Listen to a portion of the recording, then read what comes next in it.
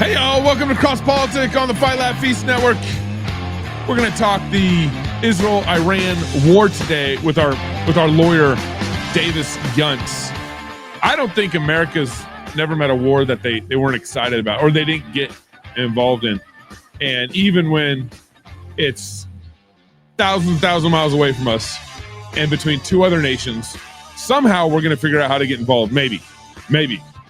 We'll see. But I have Davis Younts coming on to talk about this coming up.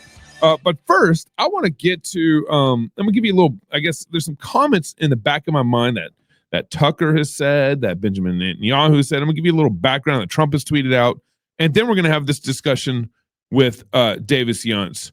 So I want to kick this off with Tucker talking about how he loves Trump, but like his major concern about what it might look like if America did get involved in this Israeli-Iranian, war. I mean, it's a war. Go ahead, roll that clip. I actually really love Trump. He's a deeply humane, kind person. And I am saying this because I'm really afraid that my country's going to be further weakened by this. I think we're going to see the end of American empire, obviously.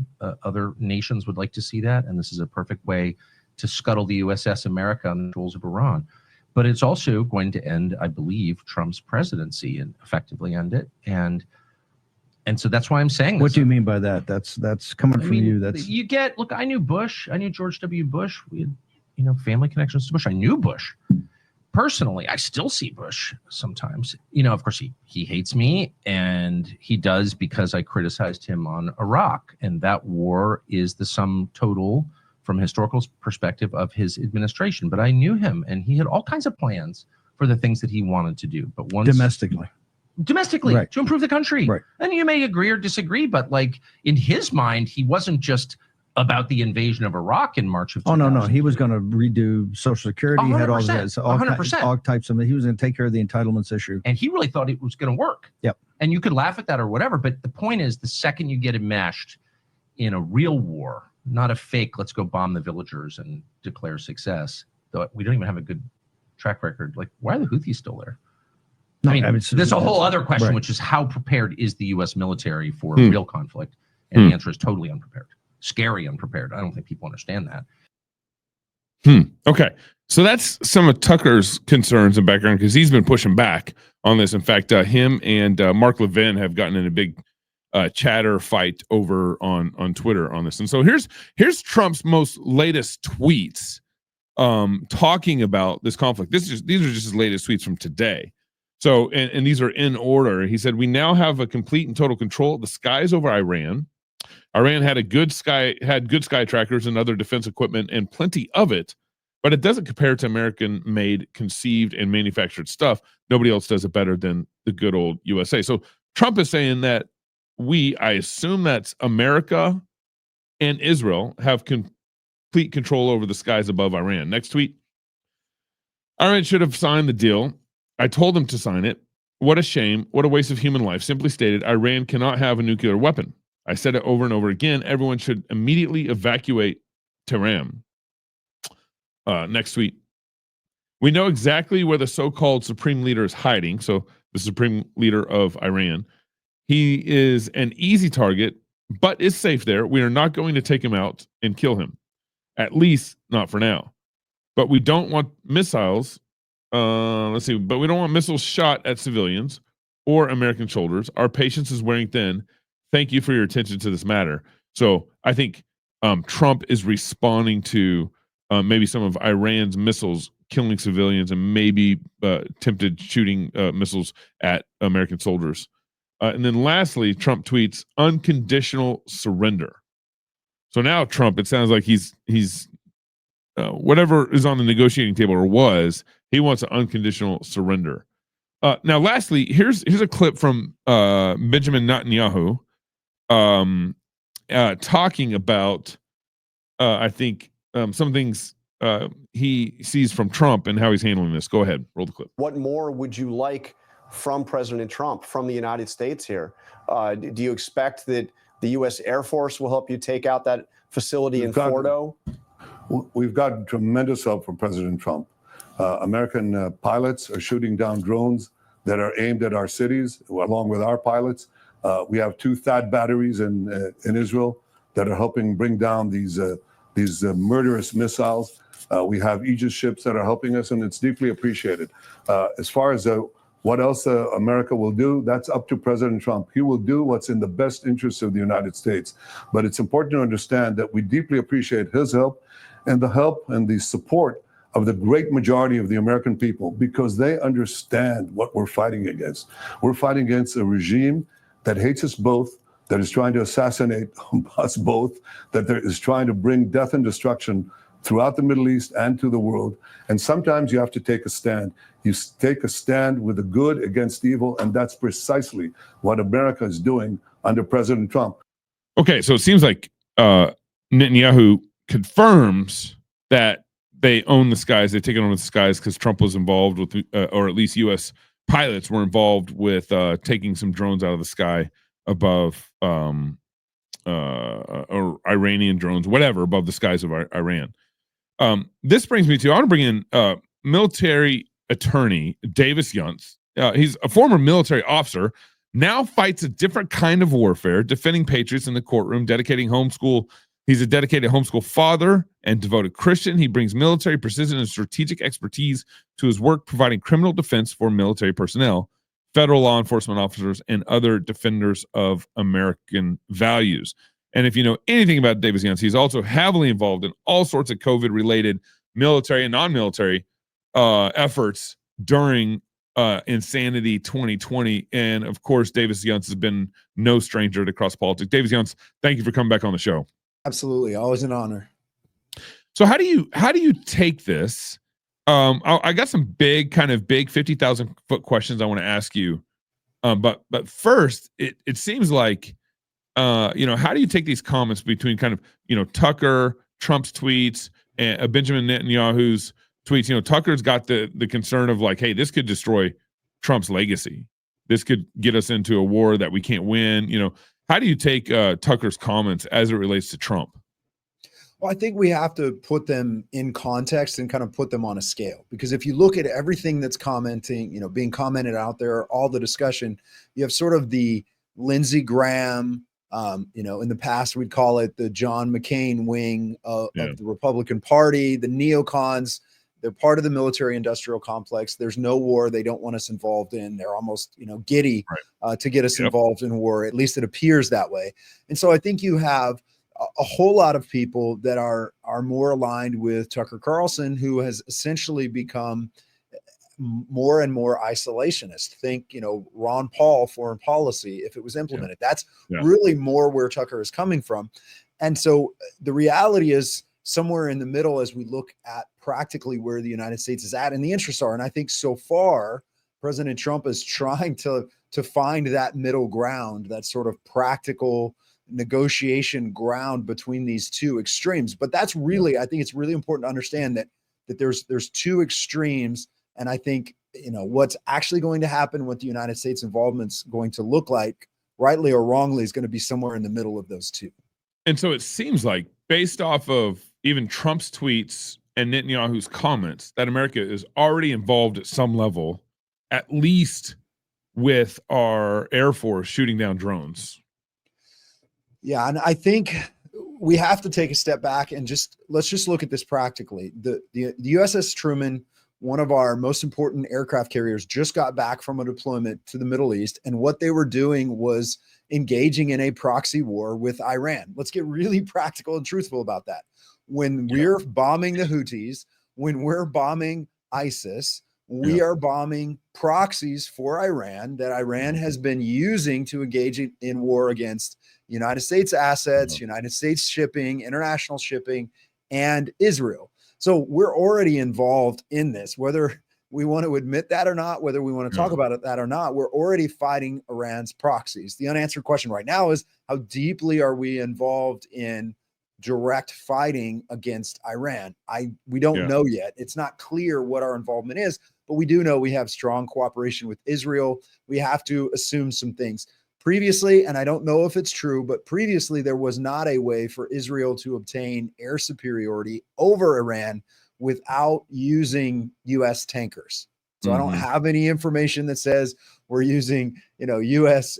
Air refueling assets this time to assist Israel. But I know in the past, when I studied this, when I was on active duty, that was one of the things we always talked about was the distance. It's actually a long way for Israel to get fighters into and out of Iran. And that was always one of the obstacles that they faced. So there's a lot of unanswered questions there when we kind of look at what's going on now. But it does appear Israel has achieved, probably with our help, total air superiority, meaning they can fly freely over Iranian airspace and drop bombs where they want to drop them. Now, I think, obviously this, didn't Trump shoot down one of Iran? He used a drone under his first election to shoot down an Iranian leader, or was that a Iraqi leader? I can't remember who it was, but we've done that before. There's precedent. But the other piece about this, just as we think about it, find that out. Who did Trump drone bomb under his first administration? I think it's Iraqi leader or Iranian leader. Find that out for me. Go ahead, Davis. But the other thing I will say, just as we think about this middle ground, right? So it's clear right now Trump doesn't want to get involved in a land war in Iran. He is not talking about regime change in Iran. But he has said, he's been saying it for 10 years. Since he came down the escalator at Trump Tower and started running for office, the first time he said, Iran cannot have nuclear weapons. So again, I think he's hoping to find some sort of middle ground approach to this that doesn't necessarily involve land war and regime change. So I heard on, first of all, I don't at all believe what CNN's reporting about this war or what Fox is reporting about this whole conflict thing. I just don't. But what was interesting, I did see an interview with some sort of Israeli representative talking about how we like the Iraqi people. We like them. We got a good relationship with them. It's the regime, the Iranian regime, that we hate and constantly attacks us. What does that make sense? Is that a possible scenario that this Israeli representative was describing? It is possible, and this is the problem with the Middle East, because we have to put all of this in context. There's the biblical context and a more modern context. So you have the issue with Islam and what that brings to this, but you also have the issue with U.S. and Western involvement. Look, we cannot forget the history of Iran. The U.S. was directly involved in helping topple a duly elected prime minister in Iran and installing the Shah, who was a brutal dictator, right? So 1953, Operation Ajax, historical fact, British Petroleum, England, the United States toppled the duly elected leader of Iran. The fallout from that through 1979, when you had the Islamic revolution where the Ayatollah came in, right?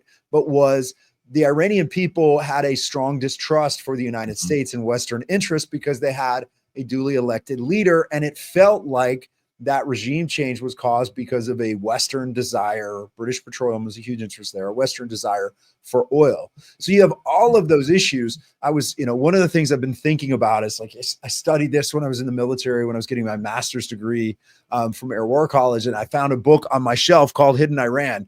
And what's interesting about that, the only reason I picked it up and I was looking at it again today is this was written in 2007, right? It came out in 2007, and it has a chapter called Along the Nuclear Precipice. Yeah. So go back to 2006, 2007. Almost 20 years ago, we've been having this debate about how close is Iran to having a nuclear weapon.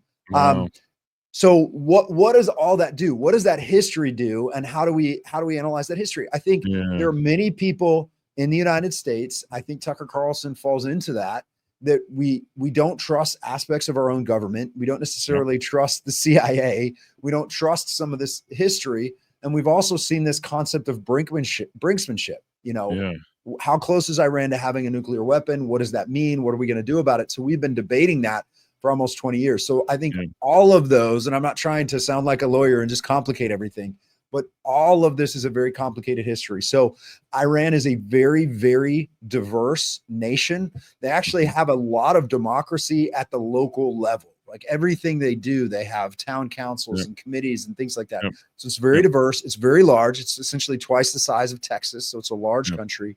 But they also have, Islamic extremist leadership that stated goal is the destruction and annihilation of Israel, and they want to destroy the United States, right? Is that leadership representative of the people? Some of the people, but it's a diverse nation just like ours. So again, I don't think, there are Christians in Iran still. There are Christians that live there, that have lived there for centuries. I mean, interestingly, unlike a lot of other countries that have been carved up, Iran's borders have been somewhat stable since like 1639, I think. Wow. But it's been years that they've been fairly stable as far as their borders goes. But within that is a whole lot of diversity. So it's hard to see them. We want to do that. It's a lot easier for us to categorically put them all in certain categories, but they are diverse. The other interesting issue is they're Persian by descent rather than Arab, right? And so that's where you have these interesting times when other Arab countries don't necessarily feel aligned with Iran. Remember, Iraq and Iran were at war for a long time, and that was both religious, political, even to some extent because of their diverse ethnic backgrounds. What was it? Was it because there's another recent almost regime change? Was it Syria? Just right north of Israel? Is that has anything to play in all this? It does. I mean, all of this does, and how we analyze this. So one of the things we have to sit back, I think, as Christians and just as American citizens, and recognizes every time the United States has been involved in or pushed for regime change in the Middle East, it's ended in disaster. And quite frankly, one of the things that's not talked about enough is it has ended in the horrific persecution and just genocide of Christians. That's true in Iraq. That was true in Libya with Gaddafi. I mean, that was true of Lebanon. I mean, look at Lebanon. Lebanon was essentially a Christian nation not very long ago.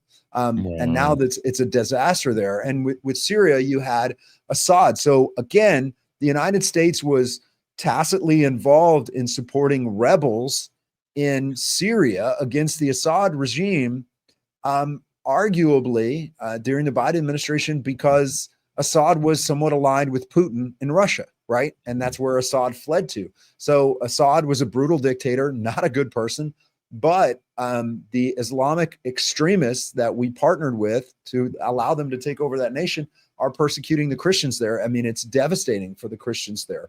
So all of these things have consequences, which is why, we want to be careful to avoid just, puristic ideological thinking on these things. But the reality is we're not applying just war theory. We're not applying biblical principles to this. We haven't been. And so now we're stuck in a fallen world where everything's a mess. So we can't just go immediately isolationist without consequences.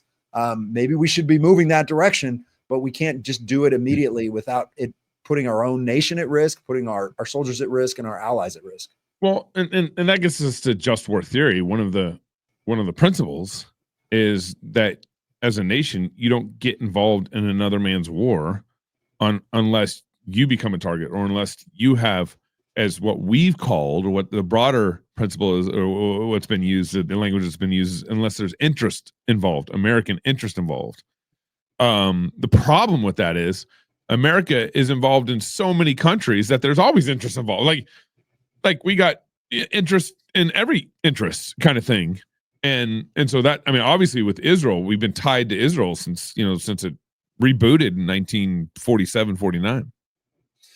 Right. And so that complicates it, because just war theory would say war, meaning armed conflict, the actually taking of life, should be the absolute last resort, and only after every other possible option has been exhausted. And then it really should only be defensive, right? The problem is, even if we look at President Trump and his desire to bring the United States into a more America first sort of isolationist posture, right? Looking to our own nation, protecting our own nation, protecting our own people. Even if we look at him attempting to do those things, it is extremely complicated, because we have military assets spread all over the world. We're in all of these nations, and we have a base in Israel. We have military assets in Israel. We have military assets throughout the Middle East. And one of the things President Trump is concerned about is our military assets in Syria, Iraq, Qatar, all of these places where we have military assets. Iran is going to try to bomb them, right? They perceive us as a threat. So they're going to use these hostilities as an opportunity to attack our forces. And so we're spread out all over the world. That puts us in a position where if we're going to protect American personnel, and if we don't bring them home, and we have to protect them, we have a moral obligation to do it. And that's part of why we end up getting involved in these conflicts over and over again. Yeah. Now, one of the things that I don't think I tweeted this out when this whole when Israel first bombed Iran, and maybe there was a response. Yeah, I think the next day there was a response. The next day, I tweeted this out and I said, like, I don't think everyone understands how vital Obama's term was as it regards this situation, this current situation, because Obama renegotiated or negotiated a new deal with Iran. Obviously, and it's coded with, you can't have nuclear, but it did give more access to having nuclear for, I think, energy or everyday uses or something. I'm obviously I'm being gentle with the language here, but then he also, on top of that, gave tons of money to Iran, and this was literally right before Trump took over. 2016 is when I think a lot of this money was handed over. I mean, you remember everyone was talking about he flew $400 million in cash in Swiss francs, euros, and other currencies to Iran via an unmarked cargo plane. And then this was followed by apparently another 1.3 billion in cash payments on January 22nd and February 5th, excuse me, of 2016. So Trump became president in 2017. Right. Yeah, no, we have to look at the mistakes of the Obama administration in this. I mean, this is the problem. This is like the old Reagan saying when it came to the Soviet Union, trust but verify. The problem with the deal that Obama negotiated is it relied on the International Atomic Energy Agency. It sort of relied on international actors that we can't trust necessarily, that have been corrupt, that are subject to being bribed. And essentially, because part of what was supposed to happen was these international actors were supposed to be inspection access anytime they wanted, basically. Right. But that's not what was happening. And there was no enforcement. And it was sort of, they only saw what what the regime wanted them to see. And it wasn't just those cash payments, right? These cash payments that were a part of this negotiated deal. Understand the other thing that Obama did is took off the imposition of sanctions against Iran. And so oil starts flowing, oil money starts flowing. So you're talking, a net number that is far in excess of the cash payments we made that could then be turned around to modernize their military, to modernize their nuclear program, to entice nuclear scientists from other countries to come in and help them with their program. And it really did then precipitate a crisis because it put Iran in a much better position to try to carry out a nuclear program and weaponize their nuclear program. I mean, for us to send, apparently something like almost $2 billion to Iran during Obama's administration, who knows how much more, at least what was stated, to me is, I mean, again, our interests go everywhere. We get our hands in everything. We have this constant need to affect nations outside of our nation. And that money goes to buying bombs, buying drones, buying all the stuff that we're now shooting down in Iran, or it goes to funding Iran and the missiles that they just shot Israel with. That's right. It's just kind of insanity in how we're treating this, these situations. And then, and then Trump comes in and is kind of in the middle of all this after Obama just gave him $2 billion. And then, it's mind blowing. Our foreign policy is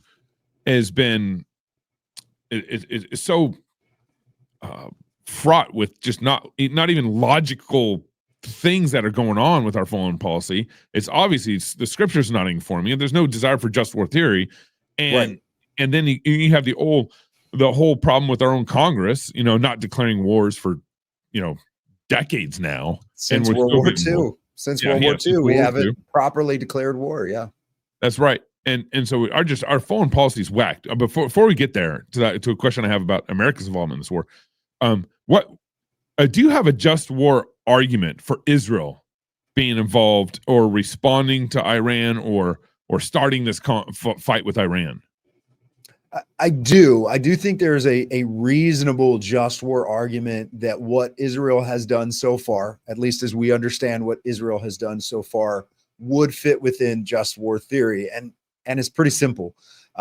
Iran funded and enabled Hamas to attack Israel on October 7th. The October 7th attacks were funded and made possible by Iran. Since that time, Israel has taken out leaders that were directly involved in that, even terrorist group leaders that were hiding in Iran. And then we get to, I think, the harder question, which is when are preemptive strikes permitted?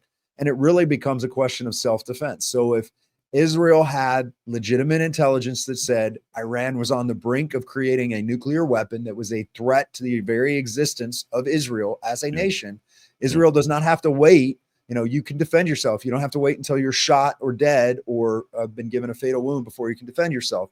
So I do think there's a just war argument. And even in the reaction so far that Israel has taken, you could argue that it's been proportional. They took out their air defense systems. They took out their fighters, the few old Russian MiGs that Iran had that were capable of flying. They took those out, and then they have done direct attacks. I mean, think of it as essentially Israel has taken out the Iran, their equivalent of the Joint Chiefs of Staff, right? They've taken out their senior military leaders to isolate the leadership, to isolate those who've been involved in the Iranian Republican Guard, funding these things. And so the real question I have, and I think the final question is, what is the end result? And is there a reasonable chance of achieving it? Tome wins the toss, chooses to receive the Bible. Patterson back with the kick. Oh my goodness! The American church is a mile wide and an inch deep. Bigger buildings, slicker productions. We've traded shepherds for CEOs and prophets for marketing experts. How much money did you pay for Tyler Perry's Gulfstream jet, for example? Well, for example, that's really none of your business. The result? Cultural surrender dressed as relevance. Then if people get mad, they get mad at Curtis, Russell, and David. While our cities burn with paganism, we're busy building better light shows. While Rome burns and we fiddle Led Zeppelin covers. Our fathers built hospitals and universities. They transformed nations. We can't even transform our neighborhoods. Want real change? Build strong parishes. Start classical Christian schools. Feast together. Worship together. Build communities that last. Support churches that train up generations of culture shapers. Where psalms are sung, scripture is preached, and Christ's kingdom advances. Join the Reformation. So I don't really know what the end game plan for Israel is. What do you think it should be?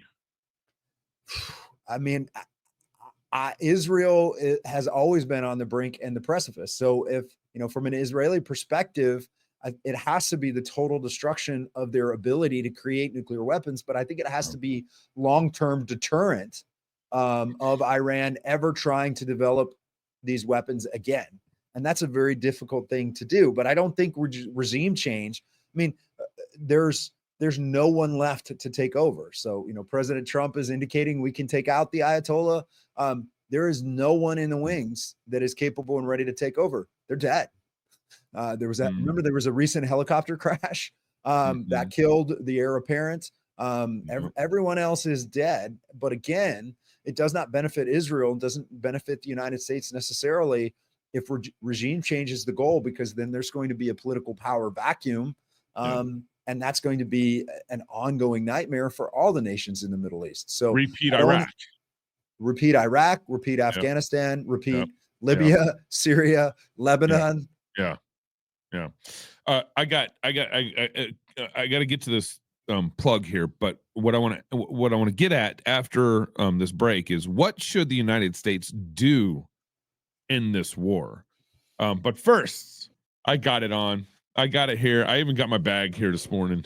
My Armor Republic bag. Love this bag. It's got Teflon in the not Teflon. It's got what is that word? I was talking with the security guards at the airport about this bag this last week because I had to go through the airport and they had to check it, and they always pulled out and just say, "Man, that's such a nice bag," because they know what's in there. They don't say it out loud in the line, but it's pretty funny.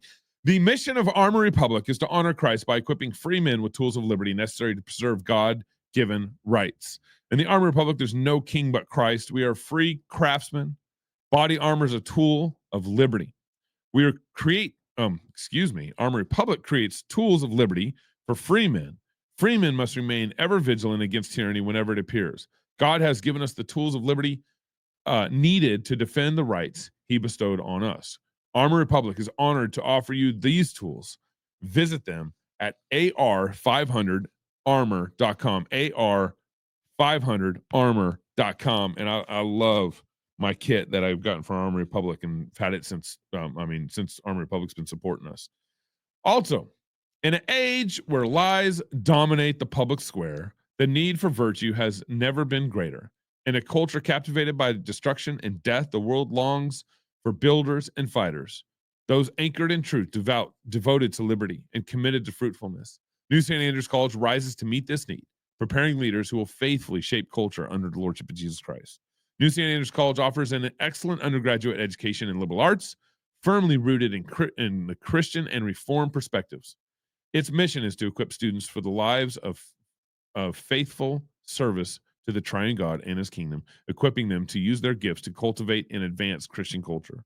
The college doesn't exist to merely hand out degrees, but to establish exceptional leaders who can wield the axe of St. Boniface to destroy idols while harnessing the wisdom of great historical thinkers to build edifices of masterful brilliance that shape the world. The call is clear. We want a generation prepared to stand firm, build wisely, and live faithfully. Applications for fall 2025 are now open at nsa.edu/apply. That's nsa.edu/apply.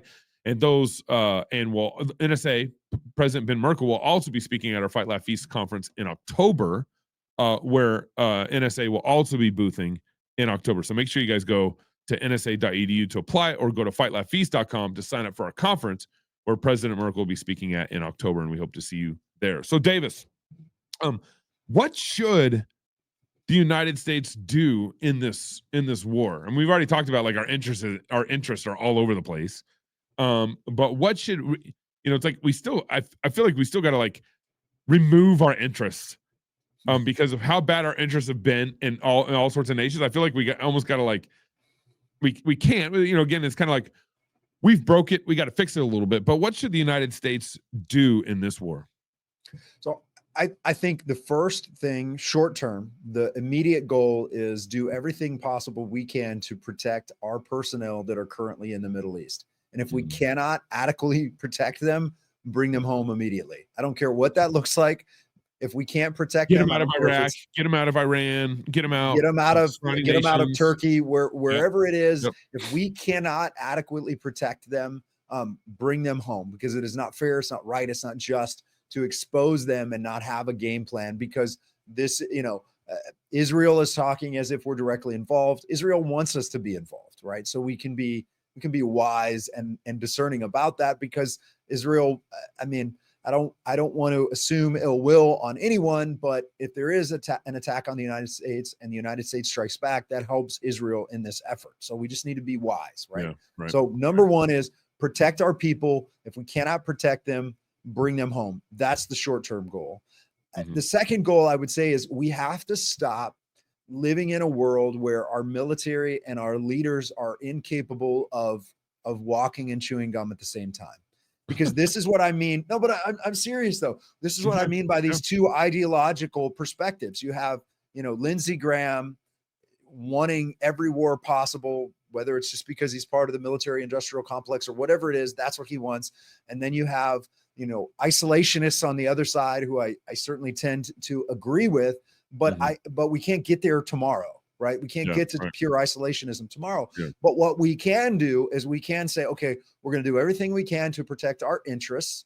Number one. Number two, short term, as rapidly as possible, we are going to build the equivalent of Israel's Iron Dome around the United States, and we are going to invest and make it a top priority of our military to protect our homeland by ensuring that we have an incredibly robust, big, beautiful, if we want to use Trump's words, golden dome to protect the United States. That technology exists. We should be investing every penny we can from our defense budget into protecting the homeland.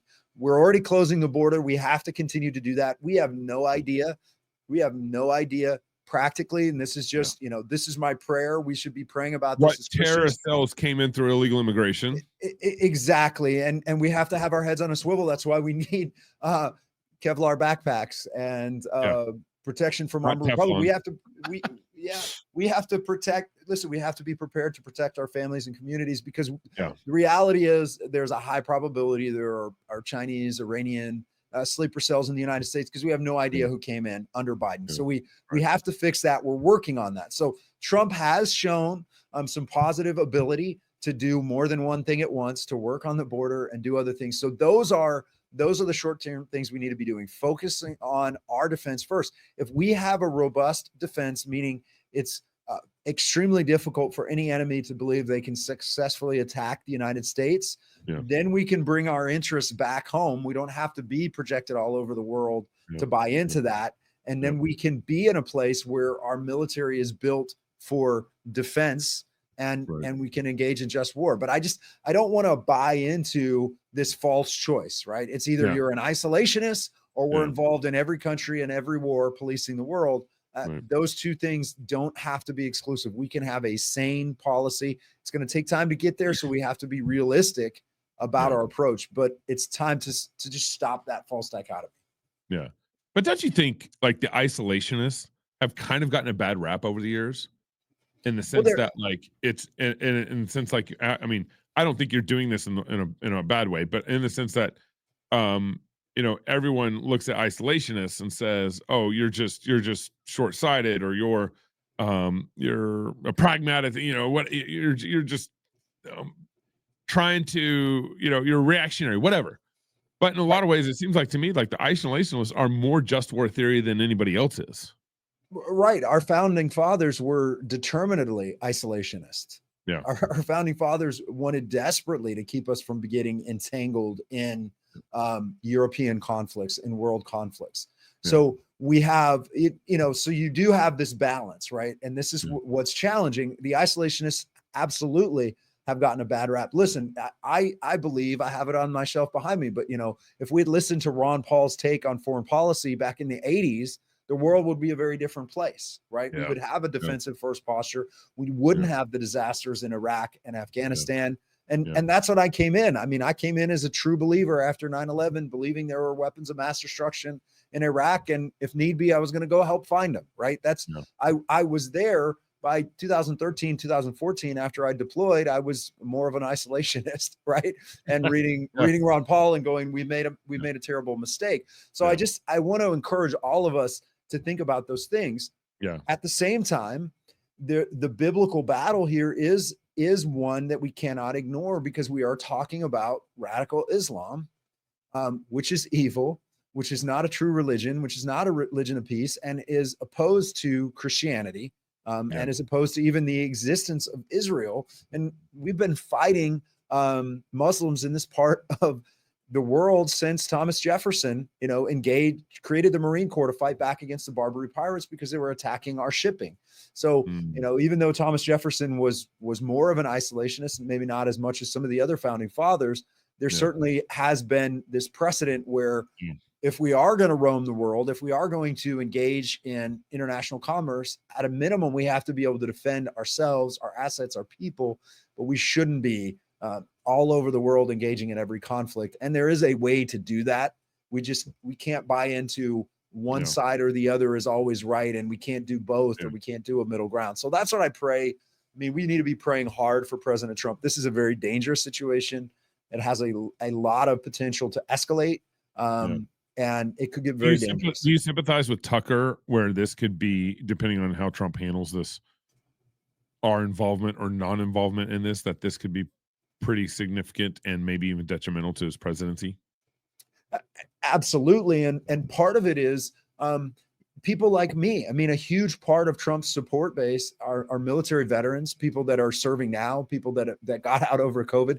That's a huge part of the MAGA movement because we were engaged in Iraq and Afghanistan. We were lied to. We were manipulated into being involved in something that was a disaster, and our intentions were good. So that's a huge part.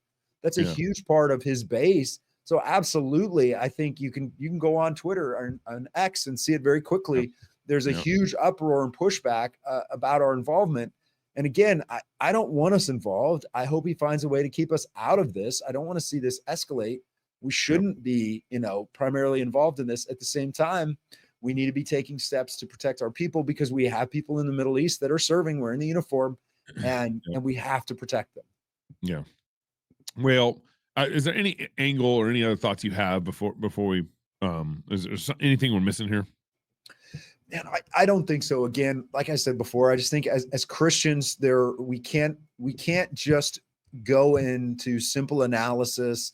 We're either pro-war or anti-war. We're either pro-Israel or we're anti-Israel. Like, it's really easy to approach things categorically. As Christians, we don't have to do that. We can recognize that isolationism and just war theory is that's the foundational principle. We live in a fallen world. So there's things that have to get fixed. And that's why we need revival, and we need to be praying for that, because we need to return to being a Christian nation if we're going to act justly in the world as a Christian nation. We're not that now in the way our foreign policy is being engaged in, and we're reaping the consequences, and the world is feeling the chaos of that. Yeah, and I think that's the big point. Is our foreign policy has been so bad for decades, and really going back to Woodrow Wilson. And Woodrow Wilson, in a lot of ways, got us away from, that Ron Paulian doctrine. Yes, evil. Woodrow Wilson was evil. So bad, and so bad with but because of, and you also, I guess, it's so messy because of decades of bad foreign interventionism, bad foreign policy, bad foreign war policy, bad foreign and money. I can't believe how much money's been involved in this problem. And so for us just to say, I agree with you. I think Trump should do everything he can to be like, get our troops out, let's keep America from getting harmed, all that stuff. But we got troops in Israel. Right. They could shoot at troops in Israel. And apparently Trump already references that in his tweet. And maybe some of our troops have already been shot at. But again, it's like, why do we have a base in another country? Right. Why do we have a base in Germany still? Why do we have all these foreign bases as opposed to building, a lot of conservative presidents have said this for years. We want, we want peace through strength. That's right. Instead of building our own strength here at home, what we do is we build strength and put foreign bases in other nations. Instead of building an Iron Dome here at home, we're using all this money and bribery to kind of build our strength. Right. And this has put Trump and any Trump with any president with his mind on right and all this. Any president that gets involved or is a president during a conflict like this or a war like this, you have so many factors that you got to take into account because of our decades of bad foreign policy that you got to sort through and make decisions based off of. So that's right. There you go, sir. Well, where can people follow you, Davis? Davis Younts on X. Our website for the law firm is themilitarycouncil.com.